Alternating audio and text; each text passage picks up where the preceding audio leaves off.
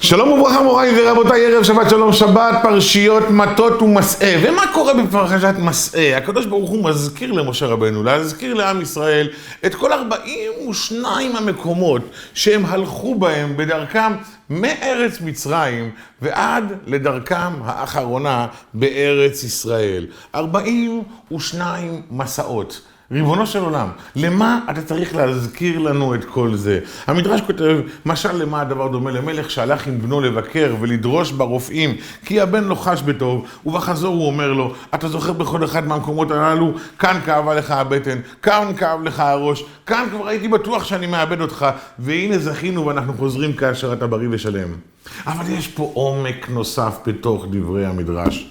פעמים רבות אנחנו נמצאים במצב שלא מבינים מדוע הקדוש ברוך הוא הכניס אותנו למקום הזה. למה היינו צריכים לעבור במשפחה הזו? למה היינו צריכים להיכנס למקום העבודה הזה? מדוע דווקא אני מכל העולם כולו מקבל את הילד המדהים והחינני הזה שאין לו גבולות? אומר לך הקדוש ברוך הוא, יקירי, בזמן שעוברים את המסע, בזמן שנמצאים בתוך הניסיונות, קשה מאוד להבין אותי. קשה מאוד להצליח ולראות את האור בקצה המנהרה. קשה מאוד לראות שהשמש בכלל זורחת.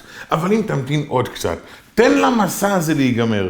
תראה איך אתה יוצא ממנו מחושל יותר, חזק יותר, בריא יותר ומשפיע יותר. שם תבין עד כמה היו לך את הכוחות ואת התבונה לעבור את כל המסעות הללו, ודווקא משם להעצים את עצמך, דווקא משם לגבוה ולגדול. אומר הקדוש ברוך הוא לכל אחד מאיתנו, מסלול החיים שלך נבחר על ידי בקפידה, כולל כל התחנות שאתה עובר. לא תמיד תבין מדוע התחנות האלה היו לטובתך, אבל תסמוך עליי, שבתור אבא שלך אני יודע מה הטוב ביותר בעבורך. וכמי שיודע מה הטוב ביותר בעבורך, בחרתי לך אפילו מה יהיה הנוף שתראה מעבר לחלון, ולאיזה מזג אוויר תחשף. שמור על דרכי, תדבק בי, ותסמוך עליי שאני יודע מה שאני עושה. בסוף ניפגש ותראה עד כמה הכל היה משתלם. ברכת שבת שלום וברכה ממני ומכל צוות החיזוק היומי העולמי. האוהב, מעריך, מוקיר, מעריץ ומה לא. וברוכים תהיו.